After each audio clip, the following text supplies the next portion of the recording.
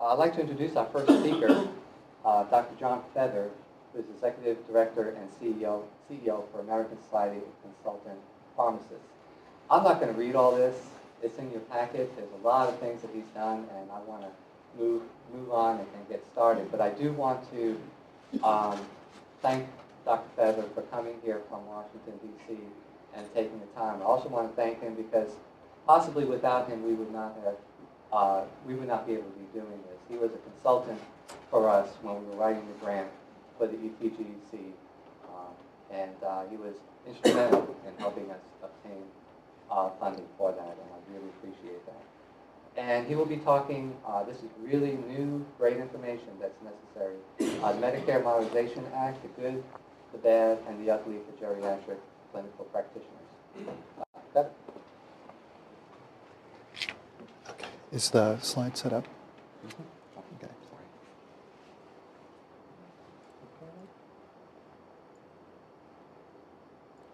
Thank you. Good afternoon, everyone. Can everyone hear me in the far-flung state of Texas? It's great to be back here in Galveston, and also as a Texas native, having grown up in Houston, it's always good to be back here in Texas. I'm going to be sharing with you some information this afternoon about probably the largest and most important piece of legislation that has come down to us in a very long time. And one of the things I find remarkable about this legislation, as I travel around the country talking about it, is that most folks who work in the clinical area of aging are not paying any attention. And that's probably a mistake, because this is going to impact all of us in a very profound way. And I want to give you just some background and some basic examples about that as we move through the day. Also, although I'm an old Texas boy at heart, I've lived in Washington now long enough to be a certified wonk. And that means that at some point I may start using jargon and abbreviations which have absolutely no meaning to you. Please raise your hand, or those of you that are in the other sites, jump up and down or something, because I don't mean to make this more obscure than it's going to be in any case. I represent the consultant pharmacists, and that's a group that some of you have had encounters with, probably in the nursing home setting. Consultant pharmacists are somewhat unusual in that their role is not a dispensing role like the CVS pharmacists you would see. They mainly work in clinical geriatric consultation, so they work to review patients' medication use and make recommendations on that. So for us, this is really a central issue in trying to move this forward. Oops. Okay, let's start at the beginning. The basics of this new legislation. The Medicare Prescription Drug Improvement and Modernization Act of 2003 is normally abbreviated, for reasons that are not entirely clear, as the Medicare Modernization Act, or MMA. So you'll hear lots of people like me talk about MMA. It was signed by President Bush on December 8th of last year. The first set of draft regulations, which were not very specific, were issued last August. Comments were due in October. Now, particularly that the election is not only over, but the result ended up the way it is, we are expecting President Bush to sign the final regulations for this bill in this January, giving us a year to implement what is going to be the biggest change in Medicare in 40 years. That's a daunting prospect. The regulations are going to be created, just as a reminder, there's two parts to any federal legislation. One's the legislative part, that's the part that Congress passes. But then what Congress normally does is say things like the Secretary will. And what that has to do with is asking the Secretary of Health and Human Services to come up with regulations which actually implement what are often very vague and broad criteria in the legislation. So the legislation part is over. The regulation part is still continuing, and that's what we're involved in now. That's being done by the Centers for Medicare and Medicaid Services, which is abbreviated as CMS. You'll hear a lot about CMS next year. For those of you that have been around for a while, this is the old HCFA. This is the old Healthcare Finance Administration that runs Medicare and Medicaid. This new law creates a completely new benefit under Medicare. So we've had A, B, and C. Now we've got Part D, which will be the prescription drug benefit. One thing to be very aware of and alert to is that this is a voluntary benefit. People have to sign up to get it. And that's going to be a problem because we're very afraid that folks are not going to understand this and they're not going to sign up and going to end up on January 1st, 2006 without any coverage for medications at all. So they must sign up for it. It's a voluntary enrollment. It's an opt-in process. You may know that Medicare itself is a voluntary program, but because it's an opt-out process, which means that you have to specifically request not to participate in Medicare in order not to get it. That's why 97% of older people are in the Medicare system, because you have to request not to do it. This is the opposite. You have to request to be in it. Everyone must enroll and pay a monthly fee, which is not set yet, but which is expected in the legislation to be about $35 a month.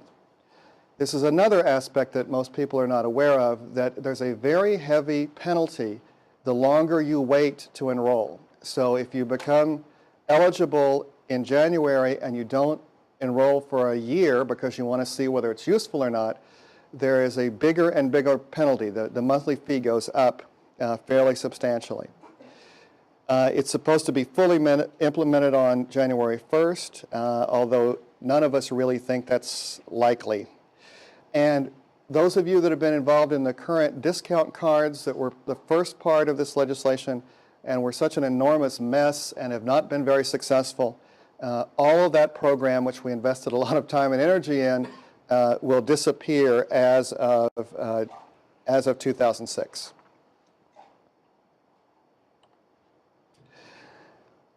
This is also a unique and completely new program for Medicare in the sense that it's the very first time that any Medicare program has been means tested. That is, until now, every benefit under Medicare has been exactly the same, whether you're Ross Perot or Bill Gates or the poorest person in the state of Texas.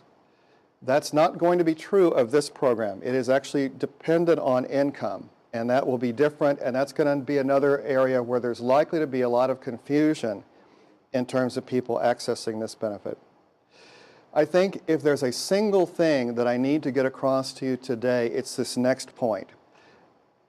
I constantly hear from people who work in aging, well, I don't think it's going to affect us very much because nursing home patients are exempt from this, right? Wrong. Nursing home patients are not exempt from this, and they will be very profoundly affected. And the reason is that most nursing home patients are what are called dual eligibles. That is, they're eligible for Medicare, but they receive most of their support from Medicaid. So all the folks you have in nursing homes who are on Medicaid, and all the older patients you have in the ambulatory setting who are also on Medicaid. Medicaid will no longer be paying anything for prescription drugs as of January 1st, 2006. Nothing, nada, zip. The whole Medicaid prescription drug program will disappear. And I'm going to return to some of the clinical impacts that you're likely to see because of this. But this is very important to understand. In addition, state-sponsored programs. And I don't know, does anyone here know whether Texas has a state-sponsored prescription drug program? Okay, I see no. The Texas Kidney Healthcare Program provides meds to dialysis and transplant patients. Okay, so there is some limited one, but there's not a general program for all older people. Okay, places like Pennsylvania, New York, which have these state programs, which are very, very popular. Another aspect of this legislation is that all of those programs will disappear as well. So this is going to have a real profound impact. There are incentives in the legislation to have private companies that pay retiree benefits continue those benefits, like GM or the various chemical companies down here in this part of the state. But it is the case that it's unlikely that some of these companies will continue those programs, because they basically are going to see this as an opportunity to unload these very expensive health care benefits onto the federal government. One of the major differences in this is that the responsibility for implementing these programs is going to be shifted to a completely new set of organization called the Prescription Drug Plans, or PDPs. This is kind of an interesting technique, because interesting in that sense of, may you live in interesting times, that Chinese curse. It's the same kind of interesting in the sense that we do not have any of these in place now. We don't know what they're going to look like. The legislation doesn't define them very clearly, and yet in a year they are going to take over complete responsibility for providing drug coverage for all of the seniors in the United States. They are risk-bearing entities, which means that they will get a single capitated amount of money for each Medicare person they enroll, and they will then have to manage the drug expenses of those people at risk, which means that if somebody gets on a very expensive cancer medication, they don't get any more money from the federal government. They have to just absorb that loss and make it up with the money they make off of people who don't use many prescription drugs. Another odd part of this, however, is that the PDPs are only responsible for drug costs. They're not responsible for overall health costs, leading to the obvious issue of if the only thing you're responsible for is drug cost, then the strategy to make money is to prevent people from taking drugs. This is not rocket science. And this is a tremendous concern, I think, for all of us who work in the clinical arena to see how we're going to make this work out okay. This is a competitive, open bidding process. These are not government agencies. It's likely that most of them will be insurance companies because they're used to taking risk. That's, life insurance is exactly the same kind of thing. It's unlikely to be if you've worked with Express Scripts or other prescription benefit managers. They may be involved as the administrators, but they're not going to be the ones running these programs. There is a very short time frame to get this up and running, because the new regulations will be in place January 1st, 2005. The RFP to request these companies to bid on the process will come out sometime in the late spring. Applications will be due in June. They're expecting to announce the winners in July or August. And then they're supposed to get their programs up and running, of course, by the beginning of the year. So what does this benefit actually provide? It's a complicated benefit, but the basic elements are here. There is no coverage for the first $250 annually. So that's the deductible, like your car insurance deductible. Between $250 and $2,250, Medicare will pay 75% of the cost. So this is the part of the benefit that most people will really benefit from, is this part, the 75%. So you're still on the line for 25% out of pocket. Between $2,500 and $3,600, there's no Medicare payment at all. So the payment goes from 75% to zero. This is the infamous donut hole that you hear people talk about, and you're going to hear lots of people talk about the donut holes. Those of you that work in patient benefits, those of you that are social workers, you can just imagine what your speech is going to be like to folks who said, last week we covered your drug 75% and now you get nothing. That's going to be an interesting conversation with patients. I think this is going to be very confusing to folks. This is entirely a financial issue. There wasn't enough money to cover everything, and so this is the way they made up for that difference. Once you pay more than $3,600 in out-of-pocket costs per year, Medicare will then cover 95% of everything beyond that. So this is catastrophic coverage for people that pay that much. And, you know, it's not entirely unusual for folks. I'm sure you have many patients who will fall into this. There are no yearly or lifetime limits for the benefit. There are special rules for low-income individuals, and this is another very important issue. For them, and I'll define low income in a minute, for low-income individuals, there are no monthly premiums, there are no deductibles, and there's no donut hole. So for them, the benefit is a very, very substantial one and will help a great deal. There's also lower co-payments on individual drugs. Nursing homes are actually exempt from co-payments. This is one of the parts of the legislation we worked on a lot because we trying to convince members of Congress that, you know, nursing home people don't have checking accounts. This is kind of the nature of their kind of care. And when we finally explained that to them, they said, oh, yeah, okay.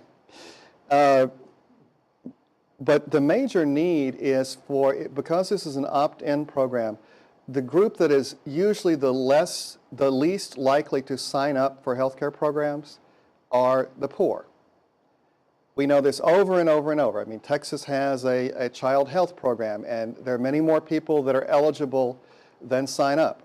This is the same set of issues. We have to get the message out to these folks that this is going to be a very substantial benefit which will help them. And and unfortunately, it looks like the responsibility for that is going to fall for those who work in aging, not on the federal government. You can see here the impact that this special income has on the beneficiaries. Now, these may be a little bit inflated because they're government numbers, but for those people below 100% of the federal poverty level, and that's about $12,000 for a single person, about $16,000 for a family. This coverage is expected to cover 97% of all drug costs. So for the poorest folks, it will cover the most. And you see, as you go to different levels of the federal poverty level and then to the non-poverty level, it goes down. So that for folks, this is where Bill Gates doesn't get as good a deal, because for someone like him, it's only going to cover 50% on average of costs. So you can see it's a very strong benefit for those who probably need it the most. But once again, like I said, this is the first time Medicare has differentiated on the basis of income, and this will be confusing to people. So, you're not a policy wonk, you're not involved in regulation, you don't do legislative work, so why the heck should you care?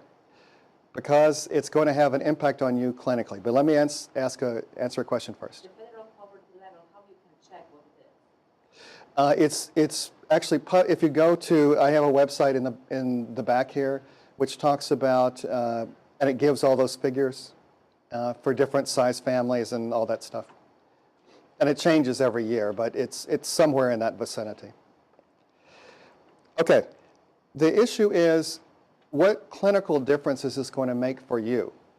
How is this going to play out for you who work on a day-to-day basis with older people directly?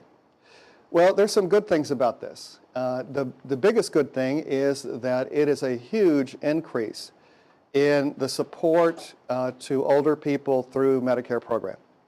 The White House estimated the 10-year expense at $400 billion. As you may know, the government agency that was responsible for the program estimated at the same time at $554 billion, information that was suppressed. The guess of most people in Washington is that the actual cost is going to be closer to $1 trillion in 10 years. But you know, we're at a $7 trillion deficit already, so what's another trillion between friends? But the important thing clinically is that there is, you all know very well, that the huge gap in our Medicare system right now is prescription drug coverage.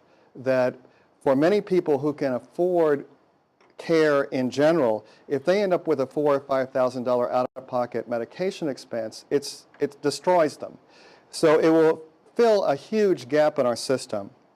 And hopefully we'll have fewer of the stories that we hear about people deciding whether to buy their blood pressure medication or food. And so hopefully this will solve a lot of those problems. The other thing is it's also a true entitlement. That is, it's not that we get to $400 billion and then we stop spending money. We will continue to spend money as long as people come into the system. And one of the things that makes this so difficult is that we don't know what the woodwork effect is. That's another one of those Washington terms. The woodwork effect is people coming out of the woodwork. That, you know, folks who have never come to Medicare or any other program for prescription drug coverage are suddenly going to appear, and we have no way of accurately measuring what that impact's going to be. And some more good stuff. There's going to be more medications paid for. It will be less difficult. It will be less difficult for you as clinicians to have to worry about whether or not this is the appropriate medication and can the patient you're prescribing it to actually afford it, which is a dilemma now in clinical practice, especially with people who don't have much resources. It may, but we don't know this for sure, it may lead to greater monitoring and coordination of drug usage. With the federal government now having major responsibility for this, it's almost inevitable that we will develop a system that is going to monitor drug usage more effectively. However, it's also the case that we do not have that system in place now, and we're not likely to have it in place when this starts in 2006. One of the new programs the prescription drug program will do is something called medication therapy management, which will be a separate payment to a professional, either a physician, maybe a nurse practitioner, maybe a pharmacist, to look at the full range of medications being used by a person, see whether or not they're appropriate, see whether or not there's interaction effects, and so on. Once again, this is a program that's in the bill, but all the specifics are yet to be worked out. So we think this will be a good thing, but because it will finally give a payment for this kind of service, which, you know, everybody tries to do now. But none of the specifics are there. That's the good part. How about the bad part? There's going to be limited formularies under this program. Now, for those of you who are familiar with formularies, you know what I'm talking about. For those of you that don't, a formulary is simply a list of drugs that will be paid for under a certain program. So if you're at an HMO or you have retirement benefits or your organization pays for you, you probably have a formulary for your prescription drug thing. So if you go in and you get a generic, it costs you $5. If you get the newest of the new in terms of branded drugs, it costs you $50. That's a formulary. It says we'll pay for any of these things, but we will charge you differently depending on what it is. This program will have a formulary, but we don't know what the formulary is. And the problem is that the legislation requires only 2 drugs per therapeutic class. Okay, what's a therapeutic class? Well, you get into some very interesting and complicated technical issues, but the United States Pharmacopoeia, which is a standard-setting organization, is coming up with these classes. So we don't have them at this point. Those folks that represent clinical geriatrics want as many classes as possible. The insurance companies want as few as possible for obvious reasons that they don't want to cover a huge number of drugs. Right now they're proposing 126 therapeutic classes. Now if you think of every drug and every conceivable clinical condition and think of dividing that into 126 pies, you can see that there are going to be huge areas with hundreds of prescription drugs which will fall all into one class, and the PDPs, the prescription drug plans will be required to offer only 2 prescription medications out of that entire list. Okay, I see some shaking heads, which means is probably sinking in how this might have a clinical impact to you. Similarly, and this is a big issue for those of us who work a lot on nursing home issues, there is not a requirement that there be flexible dosage forms. As you probably know, some medications are available in injectable form, pill form, liquid form, all of the above. Some of them are only available in pill form. So if you have on the formulary the pill form for that class, and you have someone who can't swallow, what are you supposed to do? Still to be determined. We're still working hard on that one. There's also not an appeals process. For all of the problems we've had with state Medicaid programs cutting back, it's still fairly common to be able to get the medication that a person needs in a nursing home under the Medicaid programs. And the best part about the Medicaid programs is most of them have a fairly liberal appeals process. So if somebody comes into the nursing home and you think they may be showing signs of pneumonia, you can get them antibiotics almost immediately. In this program, the appeals process that is contemplated is one that could take up to 2 weeks. Well, if you're a nursing home administrator, yeah, exactly. It solves a problem in one way if the person expires in the meantime, but it leaves facilities in a horrible position. They're responsible for this patient. They are going to have to administer the drugs, and yet they have no idea whether they're going to be paid for as they're doing it. Another issue there's an expression, you should never watch sausage or legislation in the process of being created. And this is a classic example of that. There are a series of categorical exemptions or exclusions in the legislation itself, not in the regulation. 2 of those are benzodiazepines and barbiturates. And as you may know, and that includes things like Xanax and Dalmane and Ativan and Halcyon, things that are very commonly used in older people, whether they should or not. There's a lot of clinical controversy about this. And in the nursing home, almost 20% of individuals get drugs from one of these 2 classes. These are categorically excluded. That is, that Medicare will not pay for these, period. Now, how did that happen? You may ask, as we did. Well, how that happened was, it got to be 4 o'clock in the morning one night when they were trying to finalize this bill. Some staffer pulled out the exemptions from the original Medicare legislation of 1965, which includes this exclusion. And it then got passed, and now it's the law.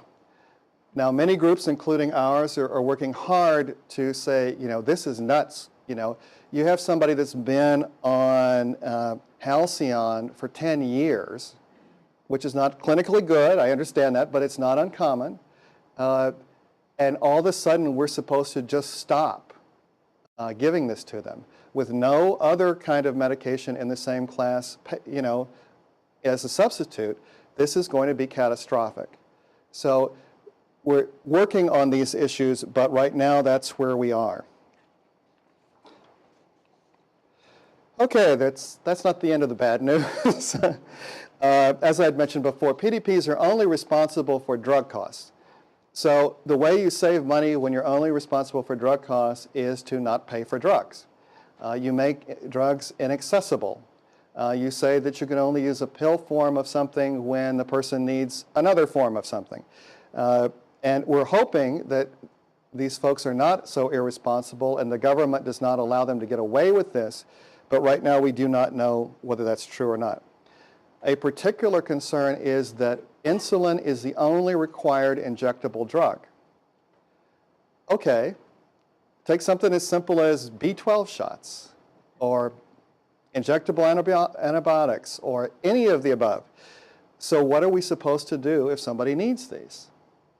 Well, the nursing home, if that's where it is, has a choice. Either provide it as a free gift to the patient, or put them in an ambulance, ship them to a hospital, have them admitted under Part B, and have it done there. From the PDP's point of view, that's perfectly fine because they're not responsible for the ambulance trip. They're not responsible for the hospital visit. They have no, from their point of view, this is not bad. But this is another one we're working on very hard because this is going to be a clinical catastrophe if in fact it turns out as bad as this, where these organizations are not willing to pay for injectable medications. Okay. We have lots of concerns about people in nursing homes and in the community. However, having worked sort of day and night for the last year on this issue, I think those of us who work in the legislative arena have some confidence that we're going to be able to convince the government that nursing home patients are different. Now, that's the level at which we're talking about this. We're not talking about the complexities of nursing home patients. Just convincing them that nursing home patients are different is a huge thing.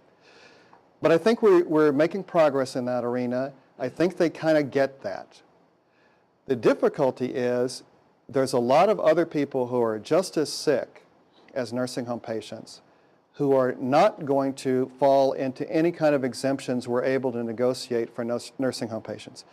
And the prime example of that are folks who live in assisted living. Assisted living, which is called a different thing in every community and is regulated by states in a completely different way. So this is community care. It's a whole variety of things that are called different things. Is in a very difficult place with this because assisted living is not defined or regulated at the federal level. So from the federal government's point of view, there is no assisted living. They don't know about it. They're not responsible for it. They can't identify the facilities. So they don't know anything about it. So as far as they're concerned, assisted living clients are exactly the same as the otherwise healthy 65-year-old lady who comes to CVS to pick up her one prescription a month. That is, there's going to be no exemption for special dosage forms.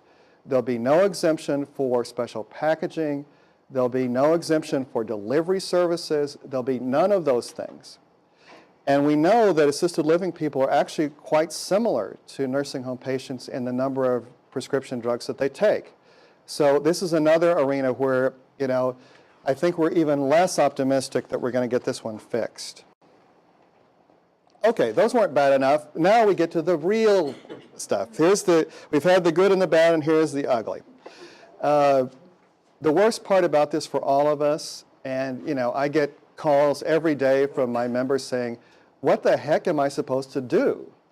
And the problem is that I don't know the answer to that, and neither does anyone else.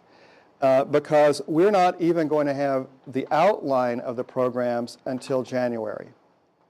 We're not even going to have a sense of what the programs are going to be like until January.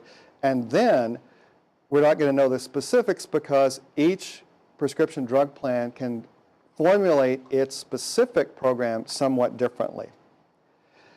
One of the real problems is that currently under the legislation, all the dual eligibles, meaning everyone in a nursing home, all of these folks, have to be transferred from existing Medicaid programs to the new Medicare drug benefit in 6 weeks between Thanksgiving and the first of the year, next year. So it's just perfect timing. This is going to make your life wonderful during the holiday season next year. One of the things we're expecting is that all of these people are then going to have to go onto the formulary of whatever program these folks are enrolled into. And of course, we don't know what those formularies are.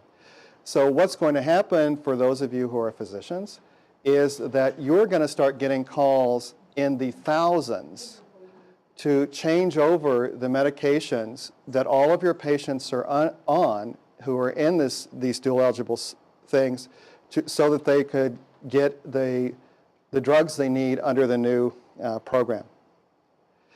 It also may be different in different parts of the country. So our friends in Beaumont, for example, if you also work in Louisiana, or if you're up in Texarkana and you work across the border in Arkansas or Oklahoma, it's quite possible that the prescription drug plan in the different states will be very different. And so you'll need to be able to understand the different programs in each state as well. One of the things we're finding everywhere is that most people are not paying attention to this at all, and that even the folks who are going to have to implement this on the ground have a very poor sense of how this is going to work.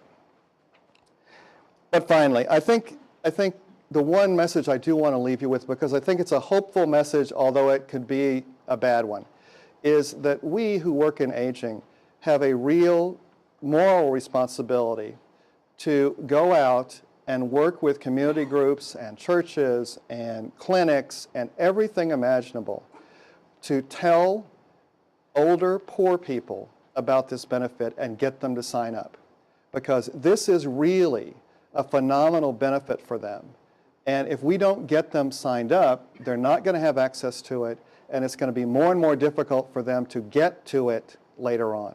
So we really have to work at this aspect of it. And I certainly encourage all of you to be involved in that process as we move along. Just wrapping up real quick, I've listed for you some websites that provide information. The first one, the Medicare.gov, is actually a very good site for general information on this program. It's updated very regularly. We use it all the time to see what kind of the latest thinking about this is. It's obviously the government's pitch on these issues, but it's not a bad one. The second one is my organization's site. We follow this, microscopically, so it's probably more information than you would like, but it provides a lot of other things. Some of the other organizations are like Families USA, the last one, are advocacy organizations. They're very concerned about the impact this is going to have on individuals, and so they've been very active to try to see what they can do to mitigate some of the problems here. And last but not least is my contact information. I'm always happy to try to answer questions for you if I can. And with that, let me bring it to a close and see what questions you have in that very quick run-through of this big program. I have a question. Sir.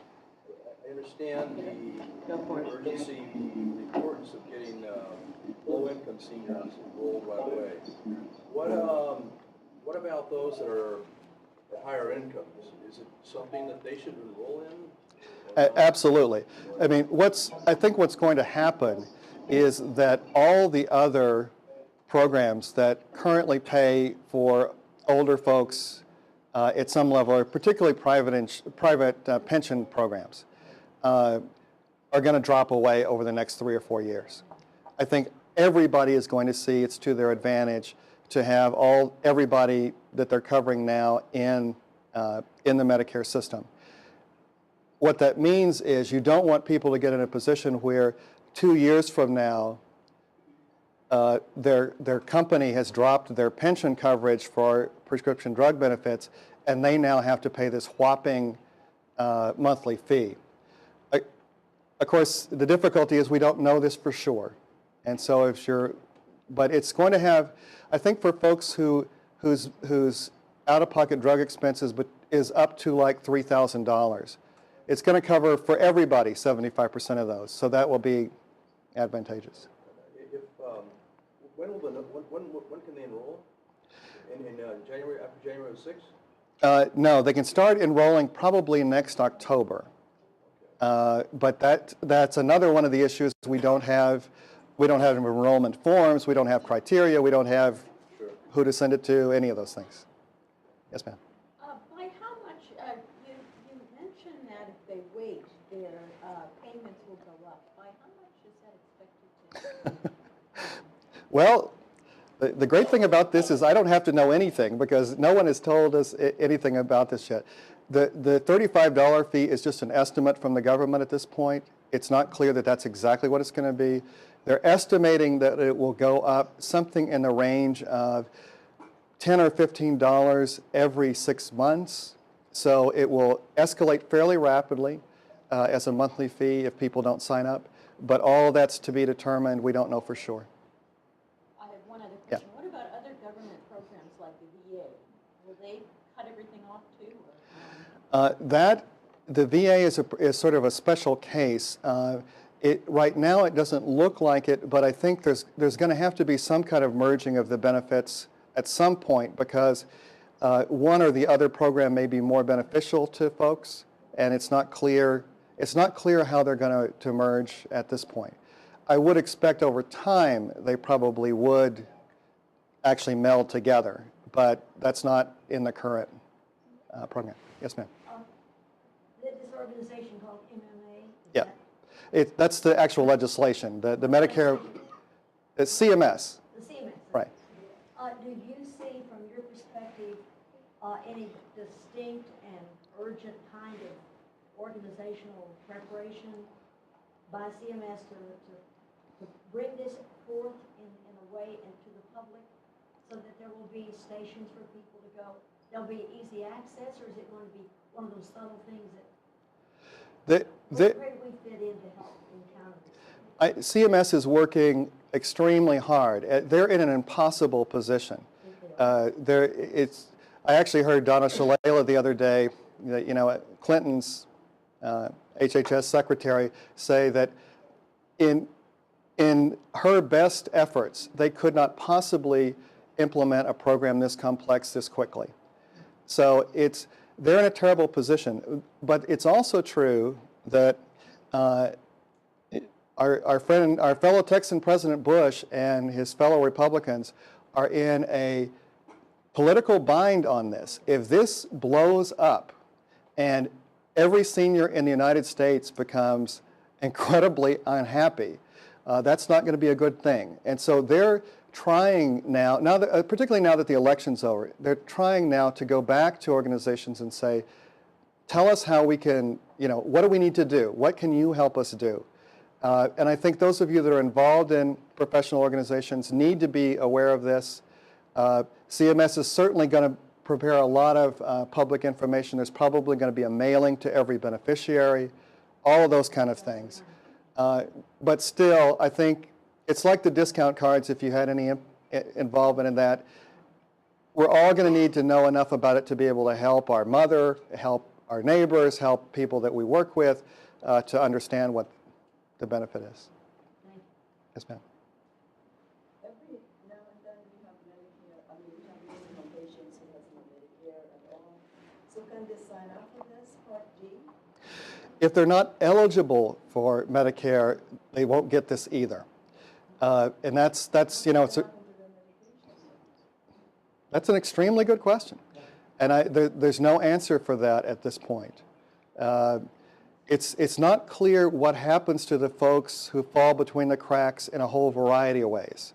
And right now they're so fixated on trying to get just the major elements of the program up and running that even to get them to concentrate on the folks who are in nursing homes, for example, is very difficult because they're trying to make sure that there's not a line 6 blocks long at CVS the day this program starts. And so they're just not paying attention to all these kind of special case folks and their needs. Any other? Are there any questions from any of the remote sites? Lamar? Oops. Yes, I have a question, not because somebody thinks about it. If there are only 2 drugs in a category, what happens if both those drugs get black boxed by the FDA? Thinking recently of the 2 atypical antipsychotics, both Zyprexa and Risperidol. Is there going to be a mechanism to put something else in if those are black boxed? Yeah, let me say 2 different things about that. One is, remember that only 2 drugs per category are required. That does not mean that every prescription drug program is only going to have 2 drugs per category. I think in some categories they're bound to have more than 1. But once again, how this is actually going to work, especially when there are rapid changes like this, where either a new medication comes out or something's black boxed by the FDA, meaning that there's a major warning to physicians, do not use this for this kind of patient. It's not clear how any of those things are going to then be fed back into the payment system at this point. And we're expecting a lot of lag time problems in all this. Okay, any other questions from the other sites? Any from in here? One other thing, for forthcoming conferences, where seniors will be coming together to learn about a lot of things, are the materials being printed yet, or can we come to you and get some sort of access to? We'd be happy to try to give you access to whatever we've got. Right now, they're really not consumer-oriented publications. And the problem is there's so many ambiguities right now that you almost hate to go to senior groups and say, we don't know anything about anything and there's no enrollment form, but you should be worried about this. That's usually not a good strategy. So, but it's going to be a very short turnaround. So I think in terms of planning these kind of conferences and sessions for the mid to later part of 2005, it's not too early to start planning that you're going to need to do this, and then those materials be ready by then. We've got time for one more question. Yeah. Maybe two. Okay. Enrollment will be one time, or do you need to renew it? Now, enrollments is once. You just have to do it once. So that's why, involving people in enrollment programs is going to be important, because once you get it done, it's done. So. But you can't disenroll. You can disenroll, but you have to go back through the process and ask for yourself to be disenrolled. And then if you come back again, then you're going to pay the higher monthly fees. This is the monthly fees, first is 35. And then it goes, And then if you say sign later on, that your monthly fee will be higher. your monthly fee will be higher. It's not one-time payment. Yeah, no, it's a monthly fee that goes up if you wait. Yes, sir. I just want to make sure I understood. If you have a person that has Medicare as their primary with secondary private insurance, you're saying the government's encouraging that person to stick with the private insurance for their medications. But then at the same time, did I not hear you say that the private insurance companies are going to be pushing those same people That's what we, out of that and get into this Medicare program? right, because unlike what was suggested by many folks, the government did not require private insurers to remain in the drug business. They're providing some financial incentives for them to stay in it, but I think there's a sense that the financial incentives are not going to be strong enough in the long run to keep these retirement programs in this thing, and they're going to push these people in the Medicare program. But it won't happen the first year, probably. Okay, very good. Thank you.